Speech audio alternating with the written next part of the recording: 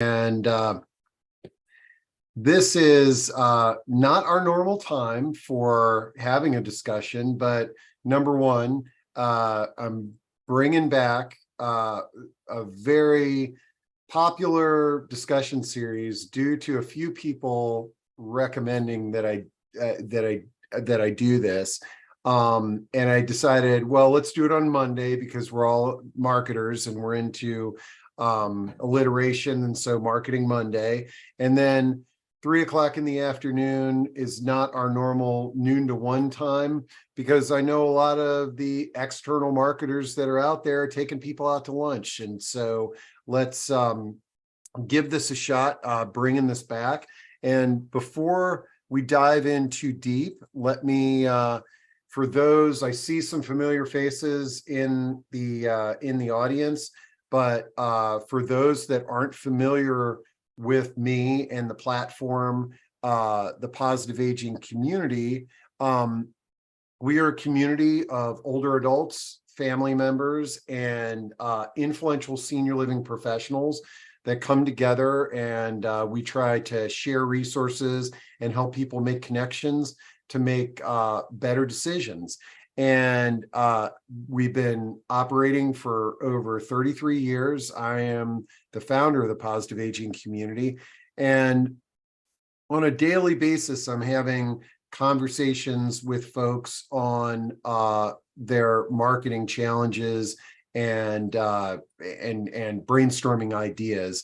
And this Marketing Masterminds session came about in we started a Marketing Mastermind series back when the pandemic started, because all of these marketers that were in our community were like, how do I operate? I have traditionally been burning shoe leather, knocking on doors, having face-to-face meetings, and all of a sudden my world is upside down.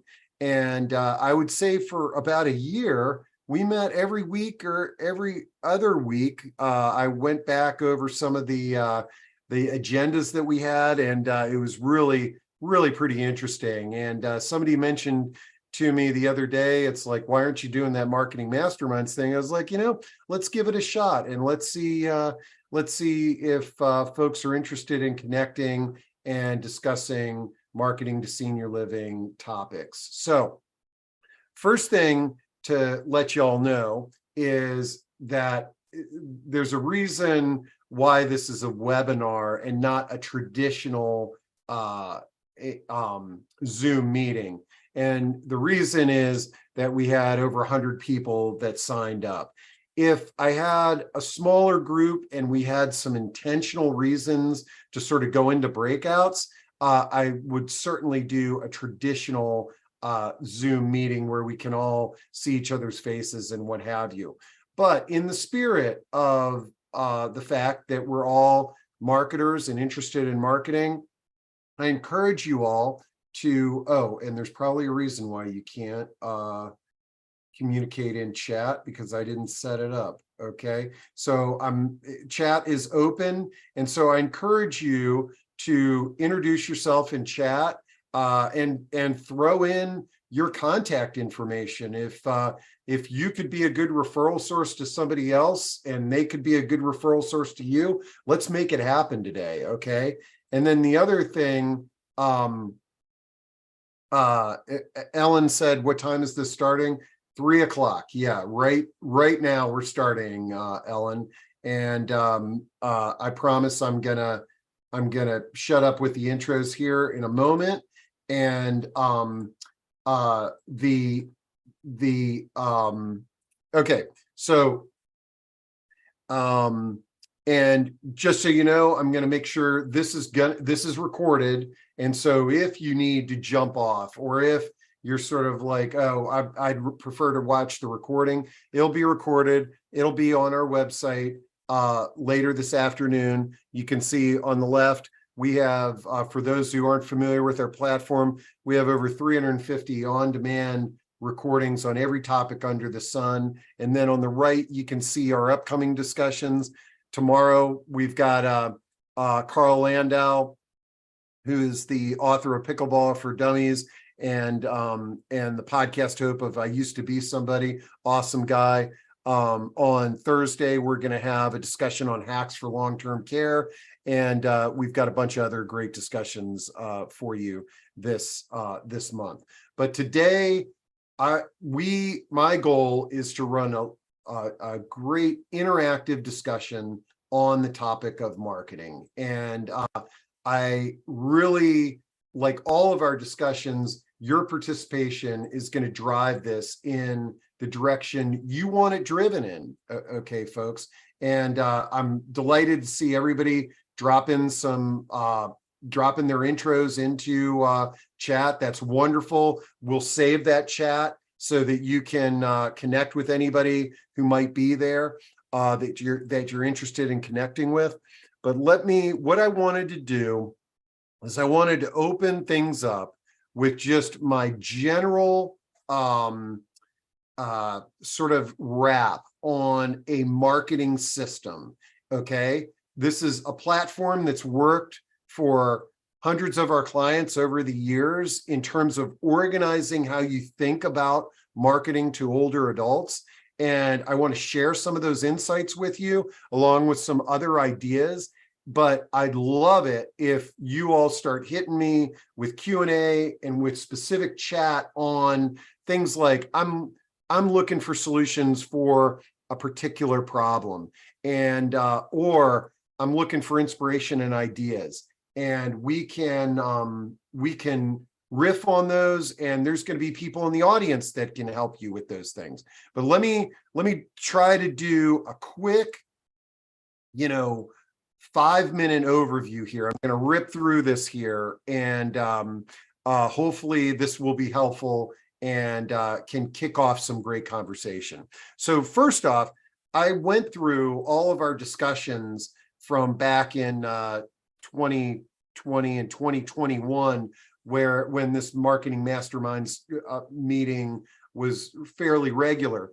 And these are some of the topics that we talked about. And I'm happy to jump on any and all today, assuming we have time. In-person, online events, email communication, CRMs, customer relationship manager platforms were a big topic of discussion for a couple of our discussions.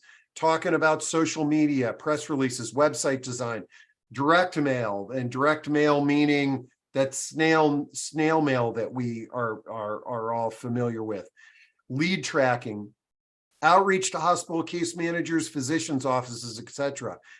One that we devoted a whole hour to was, how do you deal with somebody that says, I'm not ready yet? Something that many of us in senior living are familiar with.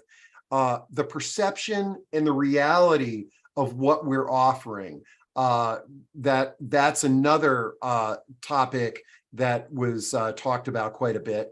And last but not least is ageism, because a lot of times people are resistant to the services that we're providing because they have a personal age bias. And how do we break through that with our marketing and our outreach efforts? Okay, so I just throw that list out before I even begin babbling about this marketing system I'm going to share with you, because I'm hoping that it stimulates some ideas and some ways and some things that we could talk about today. Okay, so again, real quick, so when we are talking about senior living, I generally put things in 3 different buckets. The housing options, specific housing providers, from life plan communities to assisted living to memory care to nursing home, where there's a physical building that somebody is living. That's one big bucket, and probably the largest bucket in our senior living space. The second bucket are aging in place solutions, which we could argue could be bigger or equal in size, but you got home care agencies, you got universal design and remodeling companies, you got transportation companies, you got a wide variety of home support and delivery type services that could be viewed as aging in place providers. And then the last bucket are resources. And in general, these are your elder law attorneys, your aging life care managers, your senior move managers. In general, the people in the resources bucket are helping people navigate the housing and the aging in place bucket to live a purposeful life. Okay. And I like starting with that so that when we are communicating with each other, if we're all thinking on the same page of, I offer a service in the aging in place bucket, and here's the challenge that I'm looking to solve. Okay. So then I promise I'm about done, and then I really want to start talking to you all. But I subscribe to a philosophy of marketing that is low-hanging fruit and birds of a feather. And what I mean by this is that first, let's start with birds of a feather, is that it's really understanding who your customers are, or residents or members are. And the more you understand them, marketing becomes pretty easy, because you just go and get more just like them.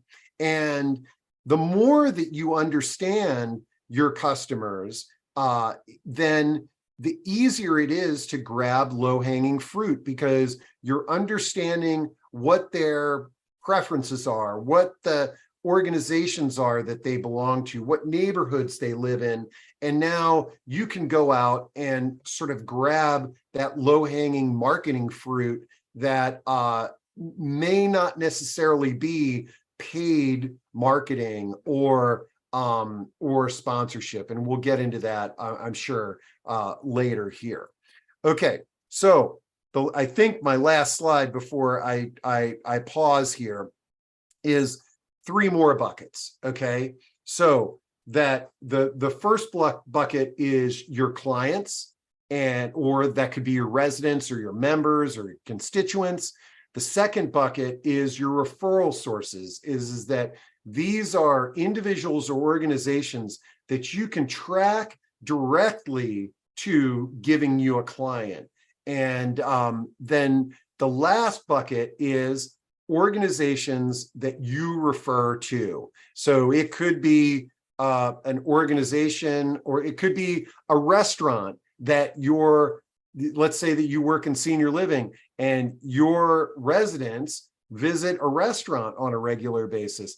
That in a roundabout way is an organization that your community is referring to. And what we can do is talk a little bit about how you can leverage that to improve your marketing. And so when we look at each of our individual marketing strategies, the key here is it's these 3 buckets or circles, understanding these 3 groups as deeply as we can, and then getting our tentacles out there into the community and implementing a marketing strategy that ultimately is growing your client base, whatever that client base looks like. And so hopefully, going back to this slide now, you can sort of, I'm laying the framework for creating an effective marketing strategy for your organization. So I am going to take a break. Well, I'm not going to take a break. I'm going to stop sharing my screen here, and I'm going to take a peek at some of the comments and questions that may have been started coming in. And what I would tell you all, you got 3 ways to communicate with me and the group here. I see you guys are blowing up chat. That's fantastic. You can also use the Q&A button at the bottom of your screen, and you can click that. If you'd prefer to ask a question or make a comment and not type it in, just raise your little virtual hand. I'll open up your microphone, and you can share your thought or your comment. Okay, so let's see. Rosie says, my challenge in marketing to older adults is their pickup time is longer than for younger demographics. They don't check emails every day and are not on most social media platforms. You know, it's interesting on that, Rosie. I agree. Okay. But what we're also seeing too is, especially with electronic marketing, is the older demographic is being bombarded by spam and by paid marketing campaigns. And oftentimes it's very difficult for they're very nervous actually about clicking on the wrong link. In fact, last week we had a discussion on tech support, and I'd probably say a good 15 minutes of the hour was us fielding questions from folks that are really nervous about, you know, the online communication that they are getting. But Rosie, one other thing that you talk about on their pickup time, and I remember back, you know, I've been doing this for 33 years, and I was back in the early days, I was helping a woman, Suzanne Glarson, who was one of the pioneering realtors moving into this senior living space. And as she was doing workshops and really developing her training material, one of the things that she came to the conclusion of is that the most important skill for a realtor, and I think this applies to all professions, in working with older adults is patience. Is that but in the context of realtors, a lot of these realtors that were coming to this training before the SRES and all that, they you know, were used to like quick turnarounds and a first-time buyer, you know, getting out there and you know touring homes, and that the average amount of time that it would take an older adult, this was back then, I don't know if it's still true, an older adult from the moment that they said, I'm thinking about moving, to when they actually moved was 31 months. And for a lot of professions, a lot of sales professionals, you know, that's a long stretch. So Rosie, I don't know if I contributed to your frustration and confusion there, but one of the things that we can do in this group is brainstorm as a group on solutions to sort of make that sales cycle a little bit shorter, and also to encourage better interaction between ourselves and our clients. And one thing that I would say is that the demographic that's out there right now likes talking on the phone for the most part. That's one thing. Our discussion last week on tech support sort of validated that. Okay. We've got somebody that says, I've been focusing majority of my marketing to case management at the hospitals, but I feel like I need to make a move to marketing to the community because it's the adult children who are making decisions. Any tips or tricks on marketing in this area? Okay, actually, you know what I'm going to do? I'm also, I'm going to drop Rosie's question into chat, because I want other people to riff on that if they can. And then this is the person who is sharing this one. Thank you. This is something that I hear regularly from marketing and outreach people is that I'm constantly, you know, working my referral network bucket, whether that be case managers or hospital social workers or nursing home social workers, and how can I connect directly to adult children? Okay, anybody in the audience has tips and things that they have done? definitely jump in, but I want to throw out a few challenges that we face in communicating with adult children.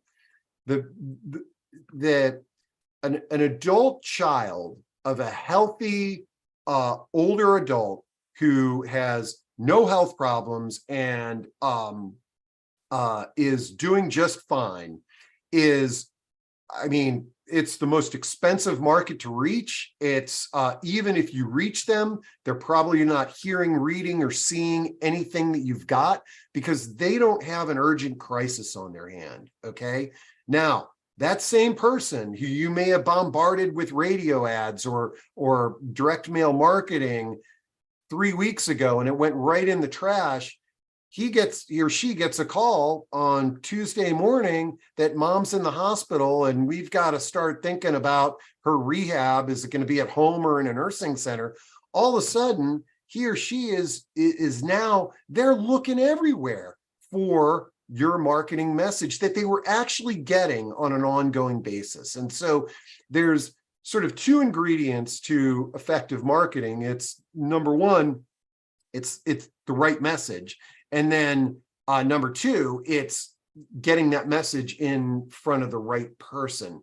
And so for this reason, this is why marketing to referral sources is so effective, is because sometimes what happens is that, so, and I urge you to have conversations with your existing clients that are adult children to learn about, how did they enter this world that we're in?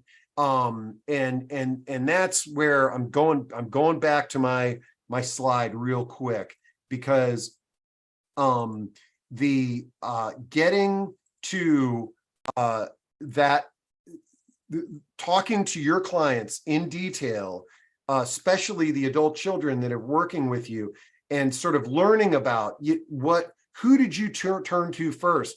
I'll tell you, who I hear a lot of adult children turning to is a lot of times will turn to a realtor in their neighborhood because they know that a realtor knows a lot of people and might have some resources for them. And so sometimes it could just be that person down the street, and that sort of sends them into our little pipeline where they start talking to other people. And it may be the marketing person in assisted living. It may be, the local senior center down the street.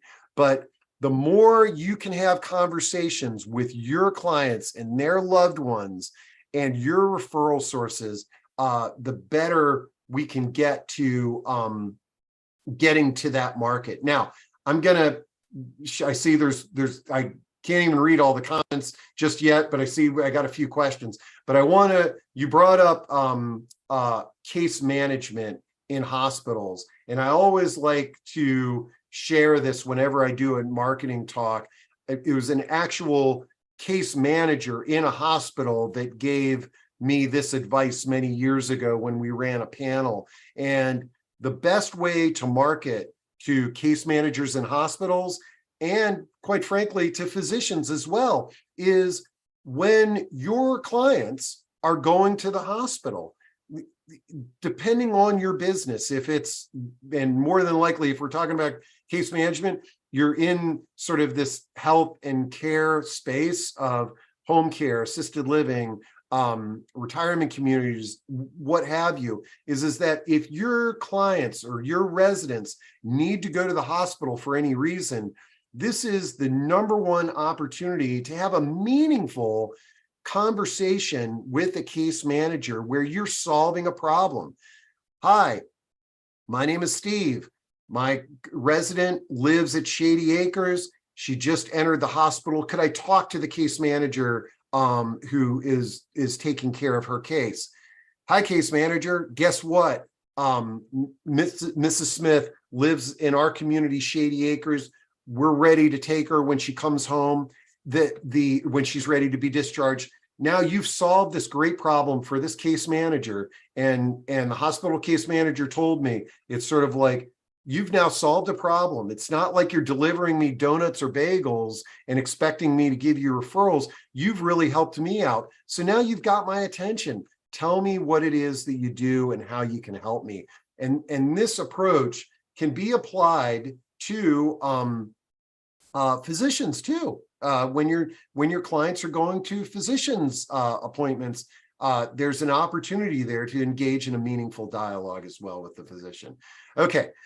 Whew, I know I'm babbling here. I promise I'll get to chat, but I got another question here from Suzanne. It says, I'm starting to bill payer organization services for seniors to manage their, I'm starting a bill payer organization service for seniors to manage their monthly bills, set a budget, gather tax documents, submit long-term care invoices for reimbursement, and connecting with them to the right people.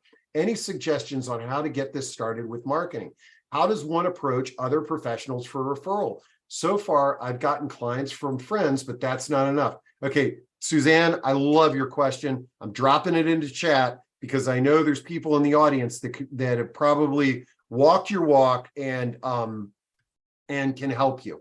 Okay, and I'm gonna get to chat and read through that here shortly, but I'm just going to share a few thoughts for you, Suzanne, from folks that have walked in your shoes and that I've assisted with. Is number one, now the number one recommendation is, I believe you can call yourself a daily money manager, the way that you're describing your service.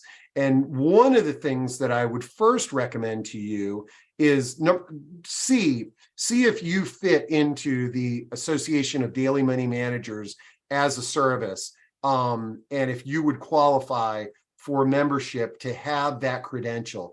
I think especially since we are talking about working with people's finances, is having a credential is beneficial. It's also a wonderful opportunity if any of you are in a space where you can join a trade association and be able to communicate with like-minded professionals all over the country. That can be tremendously beneficial for all these marketing reasons. Okay, but now let's talk, Suzanne, about where your service can, what you are going to be searching for in your professional referral relationships are organizations and individuals that intersect with your service. And so, for example, and I'm throwing this out like as off the top of my head, does somebody have difficulty paying their bills, setting their budget, and gathering all those documents? There's a couple of situations where where I know that comes up because I have conversations every day with people. Number one, when the spouse, if it's a couple, when the spouse who handles that is sick or in rehab or is developing cognitive impairment. Okay, so that's one option there. Now, where are those people going to be?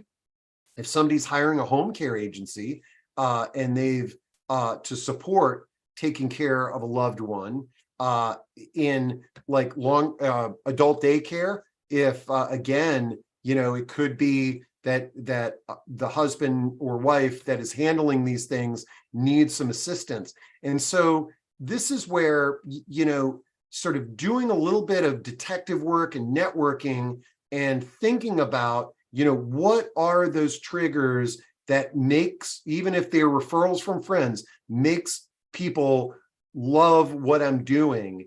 And then thinking about where can I meet with similar people? Okay. Now I'm going to go back to my screen share here with my three buckets.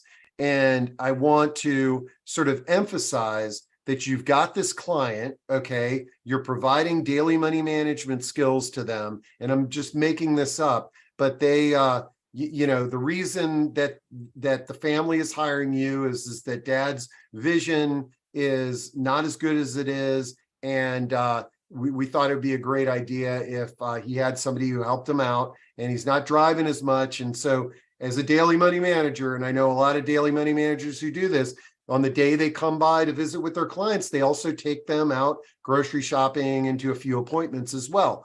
But then let's say that you discover that Mr. Smith, your client who you're providing daily money management for, is a longtime member of the Shady Acres Baptist Church. With his permission, of course, reaching out to the pastor of that church and saying, hey, I'm providing some daily money management support to Mr. Smith. Would there ever be an opportunity where I could sponsor or support something at the church? Or do you ever have lectures or webinars or anything like that on the broad topic of senior living? And perhaps you could be a part of something like that. And so hopefully that gives you a few ideas. We're really like detectives when we're talking about finding referral sources and common ground. And the other thing that I really want to share with folks, that because I've worked with so many of you in your external marketing and networking marketing, the conversations should be natural. The conversation should be complementary. So, going into talking to somebody who works in an adult daycare where most of the people in there have memory impairment, having a conversation about, I know there's a lot of stress on the spouses of the participants in the members of your program. Do you think that there might be a need for assistance with, the bill paying and things of that nature back at home? And I think most people in this field will give you an honest answer. Okay. Whew, I know I've been babbling here, folks. I'm gonna get to chat here, and I'm gonna work my way up. Emily, everybody can read these too. Emily says, what are some of the important things case managers, care managers, home care agencies, and other healthcare professionals look for when referring a client or a patient to a particular service? Folks, if you can share any insights that you have in chat or by raising your hand, would love to have it. Emily, one thing that I've discovered over the years is it's clear communication. Okay, is that people, when somebody is referring a contact or a client to any other organization, they are putting a tremendous amount of trust in that referral. And it was an elder law attorney that shared this with me. He had sort of given up on giving referrals to other organizations because he was like, you know what, Steve, it's like if they don't deliver, it doesn't impact them because this is a new client relationship. But my clients trust me. And so if I tell them to call, XYZ organization, and it's not a great experience, I'm the one who could lose a long-standing client.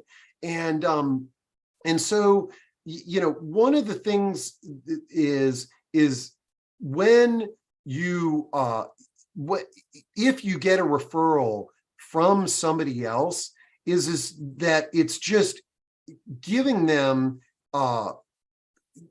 help them feel confident in the fact that you took this ball and you ran with it in a positive way. Now, a really cool idea that came across my desk many years ago that I know works pretty efficiently is it's the concept of, let's say that you got a referral from Jenny, and now you're providing service to her client, Mrs. Smith. And let's say that you're working with the adult children on this. One thing to do is to write a nice note, maybe, throw a little Starbucks card in there and say, hey, we are delighted to be working with your family. And if you have time it would be great for you to reach out directly to Jenny and let her know how the experience is going. The reason that I'm encouraging that is that the key is to have an authentic report of what's going on when somebody gives a referral. And oftentimes it's sort of like, oh, we're doing a great job, you know, but imagine how wonderful it would be if the actual client called up and said, thanks for the referral to Emily's business, which is, I believe, Vaccine Valet. It was great. My dad could get his vaccinations at home, and it was wonderful. Okay. All right. Let's see. Somebody says here, elder care managers have been a great referral source for me when marketing my home healthcare agency. Do you have any advice on how to get in front of them and what they're looking for? Okay, great question. And I'm gonna sound like a broken record, but everybody in this discussion has different preferences. Okay, but what you want to do to answer that question in terms of how can I get in front of more people like Cindy, okay, because this person said elder care managers have been a great referral source. So one of the things to do is when you're talking to your trusted referral sources, thanking them profusely, sharing with them all the great things that are happening with the clients they referred to you. Also, what should be in your bag of tricks in that conversation is, it's like, how do I reach more people like you? And one thing that I've discovered over the years is those conversations often lead to, you know, it would be great if you would sponsor this or host that, or, geez, I'm working on this project. It would be great if you would come out and volunteer with me. Think about just how wonderful those requests are, but now you're further deepening the relationship with that referral source that you've got.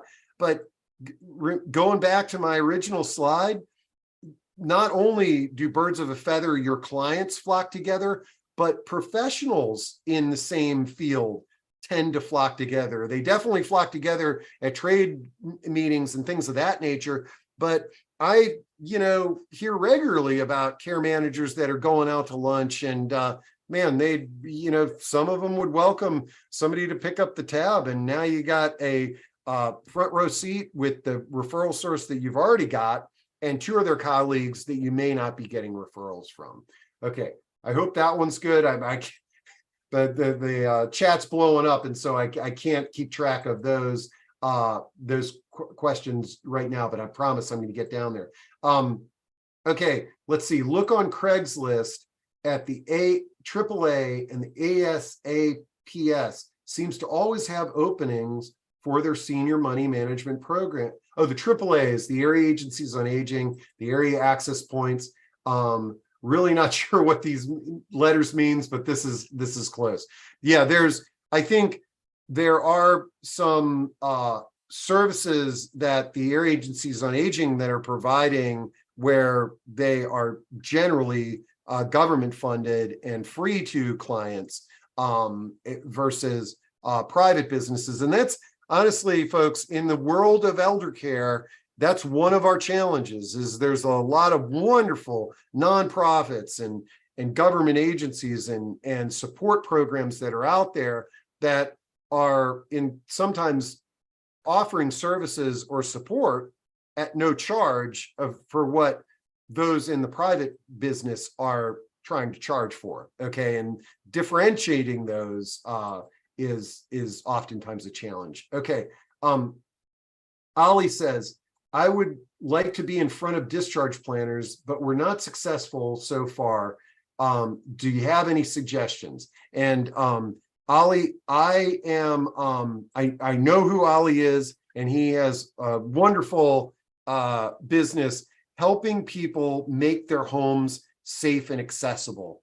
And Ali, my here's my suggestion on this one. And again, guys, when I'm giving these suggestions, I'm sort of putting myself in your shoes and thinking like, okay, I am running this business called Handy Pro, and I want to get more referrals from hospital discharge planners, because let's face it, we know that what's happening in our hospitals is Mrs. Smith she is given a choice there. It's sort of like, okay, Mrs. Smith, you can go home and do your rehab, or you can go to a skilled nursing center.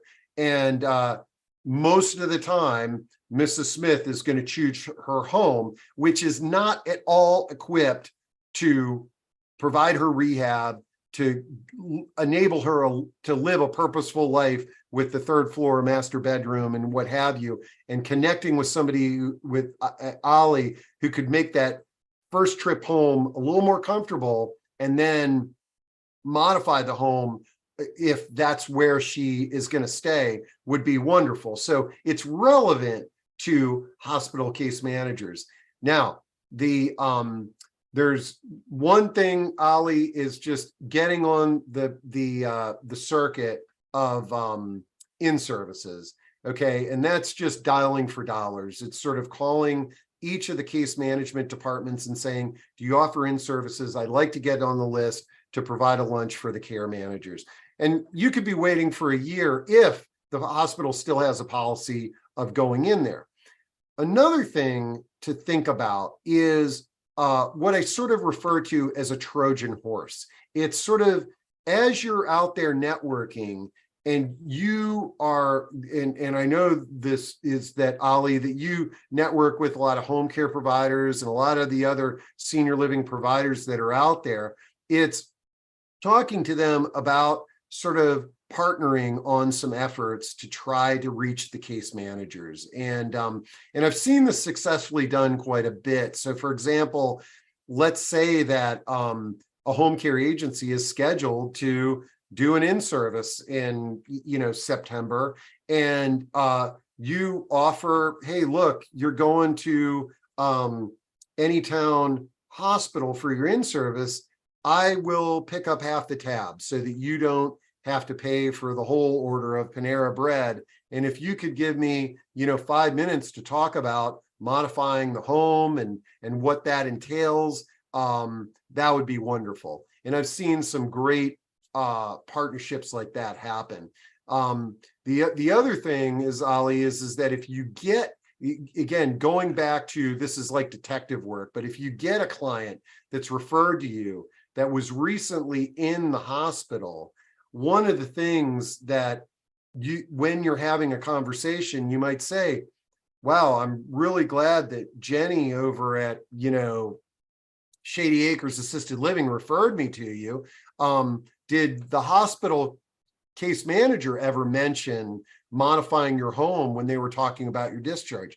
Oh, no, they didn't. It's sort of like, wow, if it's not too much trouble, could you backtrack and tell me what case manager you were working with? And maybe I could call them up. And so now Ollie, can call up and say, we are providing modifications for the Smith family after they left your hospital.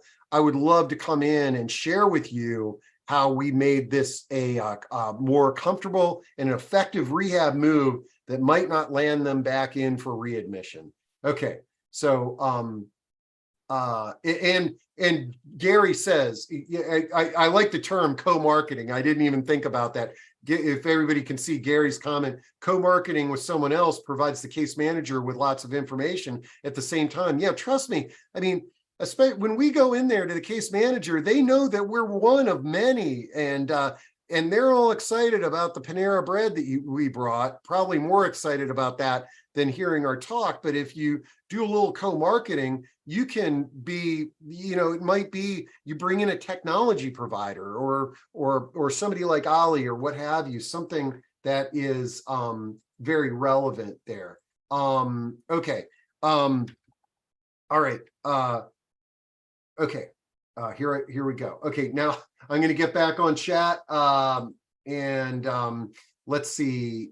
Okay. Okay. Cindy, what is the best way you can do? Okay. I see a lot of great networking going on in chat. This is awesome. And let's see here. It says, Bernadette says, best community marketing I've done was under a huge canopy at a community fair in June. We played oldies on our iPhones, had lots of folding chairs for people to sit down. We offered nothing but a place to sit. Okay. But I will tell you that there's a lot of outhouse sponsorship that goes on in the senior living industry, and get lots of shade and referrals. Okay, Bernadette, I'm going to piggyback on your comment here, because I was recently at an assisted living, and we were talking about marketing events, and I said, okay, I see you're doing an event every week. What got the best turnout in the last quarter?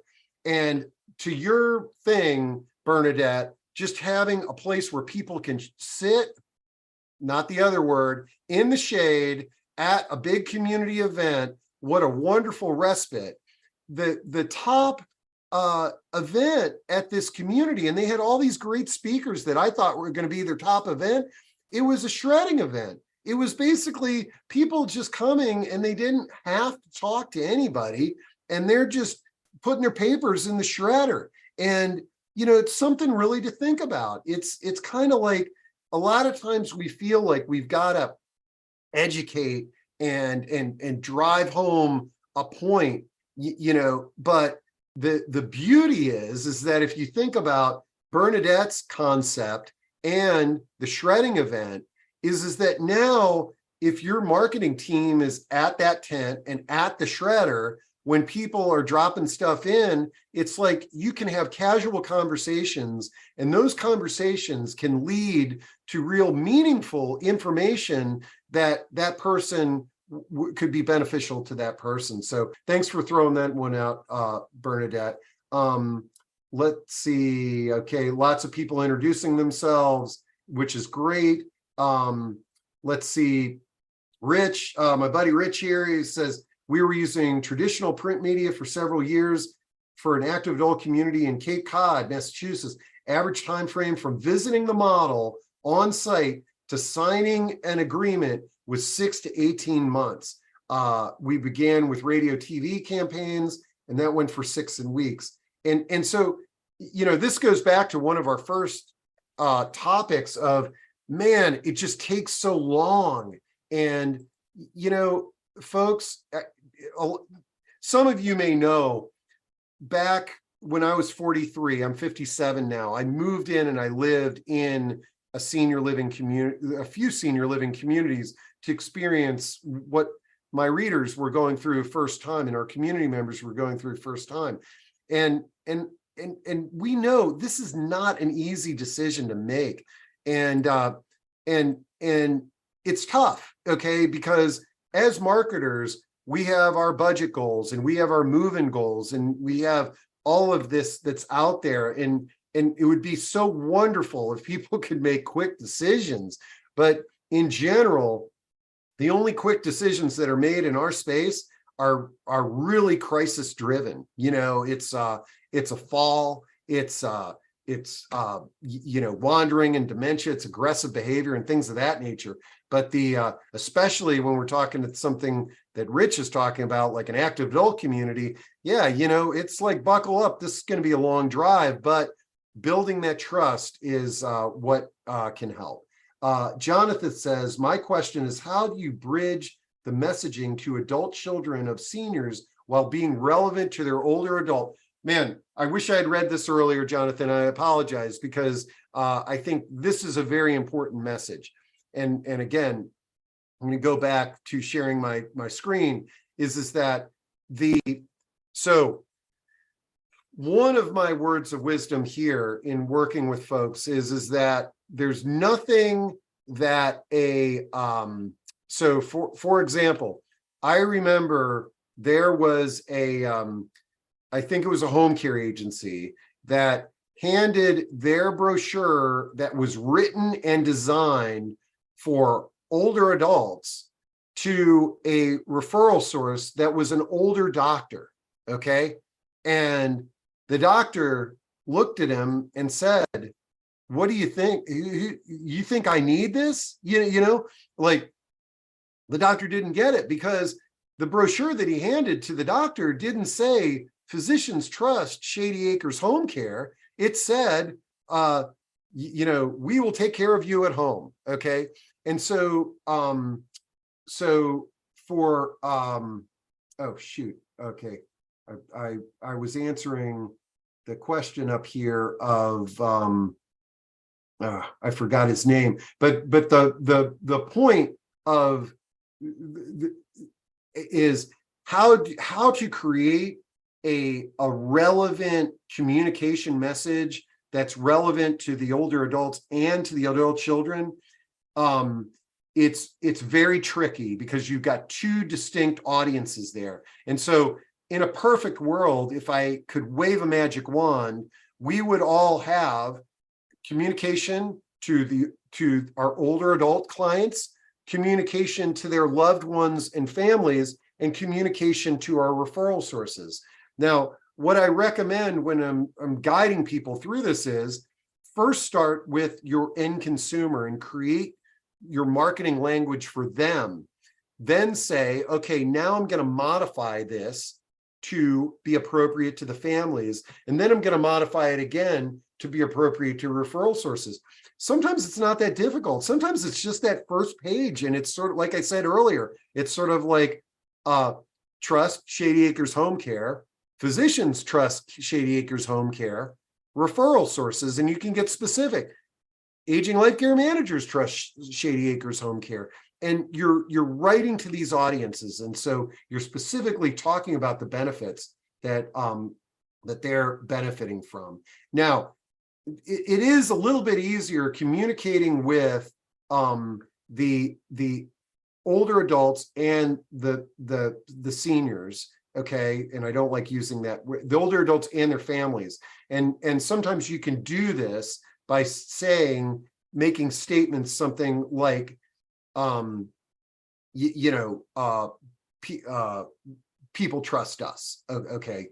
They trust us for care, and not getting too specific. Also remember, a picture's worth 1,000 words. And a lot of times people don't like seeing ageist language out there. And when I say ageist language, it's, even using a term like seniors can be viewed as ageist because you're segregating a group, and people don't want to be segregated. And so sometimes it's sort of not using that language, but using images and talking about what it is that you're delivering. Okay. Oh, all right. Okay. So that was Jonathan, that I was on a tangent there. Let's see. I know we're getting close to the top of the hour. While I'm scanning to see if I've got any other questions. Thanks for introducing everybody, guys. This is awesome. We're gonna make sure that all this is gonna be on the recording link.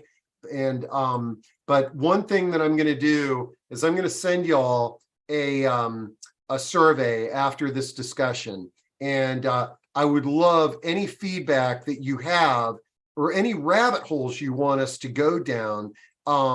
And I'm going to go back to my first screen because these were some of the rabbit holes that we talked about back when we were doing the version 1 of the Marketing Masterminds. And so I'll try to prompt you with those surveys on anything that that you would like. Do you want us to continue with these Marketing Masterminds talks? B, what are some topics? And I can get some experts out there, folks other than me, that can talk about it. But I think the other thing we can do is we can do a traditional Zoom meeting, and we can jump into some breakout groups. That's pretty good. Okay. I love this question.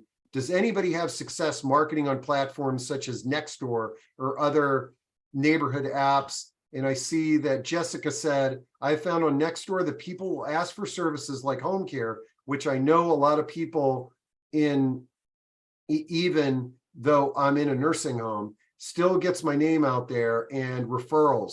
Okay. Thanks, Jessica, for sharing that. And also Joseph on Nextdoor. I'm actually a raving fan of Nextdoor, because it's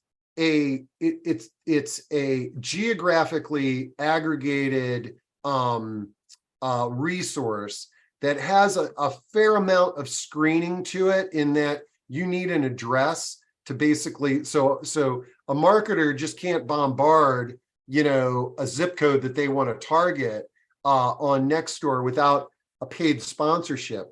But what I found on my Nextdoor neighborhood platform is that there's a lot of bitching about the homeowners association and people not picking up their dog poop and things like that. But I see that there's a lot of chatter about, I just found out that my dad or my husband needs care. Does anybody have a recommendation? So here's another thing that I might suggest to y'all is that it's, let's say that you sign up a client today for your home care agency or your assisted living, is that, you want to have a great dialogue with them, especially as they're going through this 30 days of getting to know you and getting your services. And so you want to over deliver. And this is on my list there, perception versus reality, making sure that the reality of your marketing meets the perception of the perception of your marketing meets the reality of what you're delivering. But let's say that you got a great relationship, a client that's been with you for 30, 60, 90 days. I think they want to help you. They're probably screaming your name from the rooftops at Safeway when they're in the checkout line. And so it's perfectly acceptable to say, hey, Cindy, are you on Nextdoor in your neighborhood by any chance? And it's sort of like, what's next door, or yes or no? And if Cindy says yes, it's sort of like, would it be too much trouble to sort of throw out that you went through this elder care challenge and Shady Acres Home Care really came to the rescue? And I think most satisfied customers are going to do backflips to do something like that for you.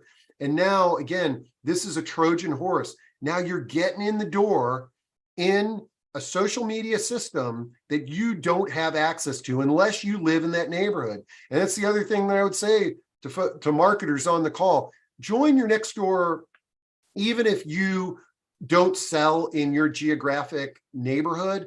Join your Nextdoor community and log in and check it out. And you will see there are elder care discussions going on a regular basis. And there are multiple referrals that are being handed out. And you just want to make sure that you figure out how you can get on the list for one of those referrals.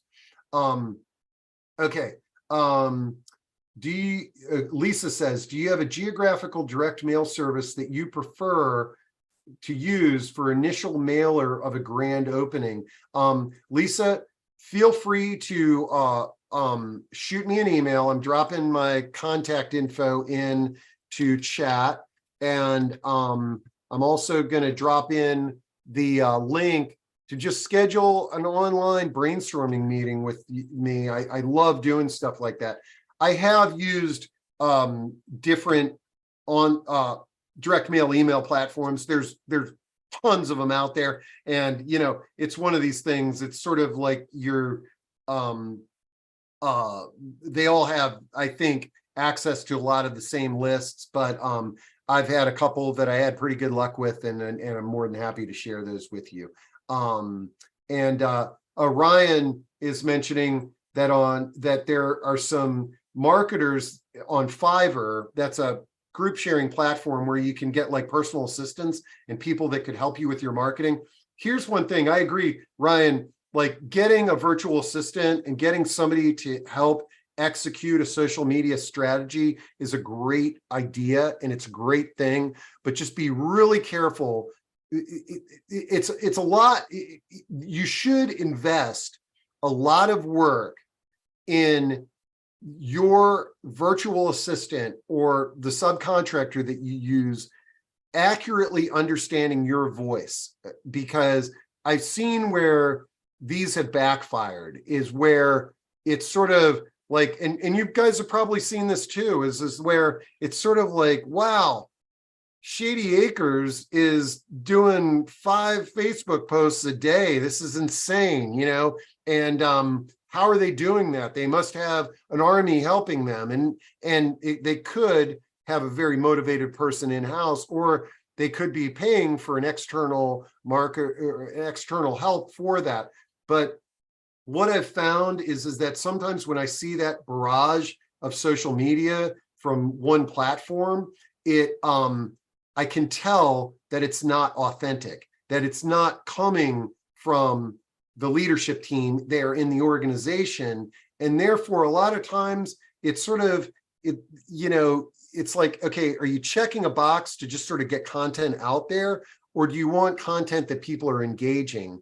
And a lot of times when people just kind of blast it, you can see, I mean, nobody's commenting, nobody's, maybe 1 or 2 likes. And so that authenticity is really important. But Ryan,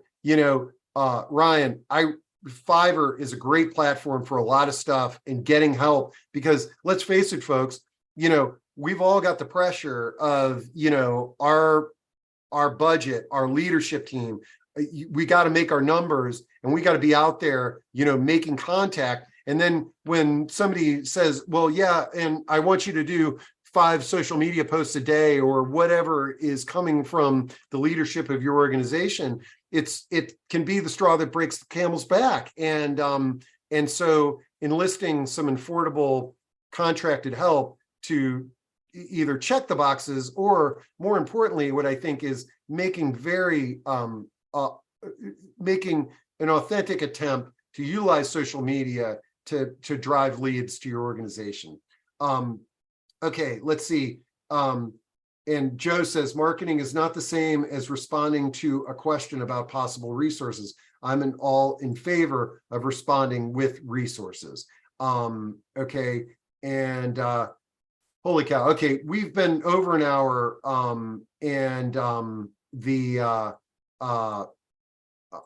okay. And I'm going to copy Lisa's resource that she's sharing with everybody. It's called Track Our Contacts. And I'm not familiar with that, but it sounds like it could be a CRM.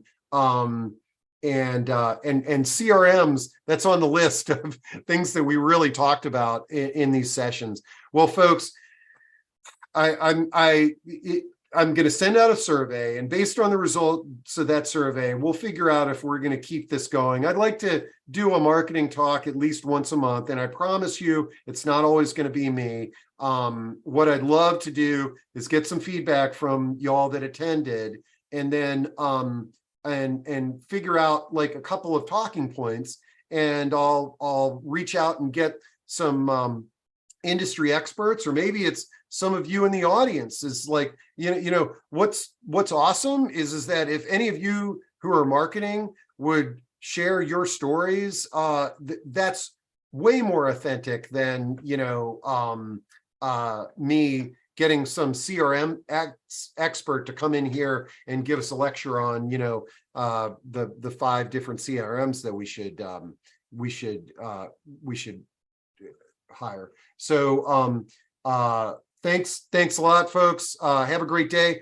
Tomorrow, join in our discussion with Carl Landau, author of Pickleball for Dummies, and I Used to Be Somebody. It's a great podcast on finding purpose in retirement. When we stop working, our sense of purpose can be compromised. So really charged up to have you all here today, and really psyched to see what we can do with this Marketing Masterminds.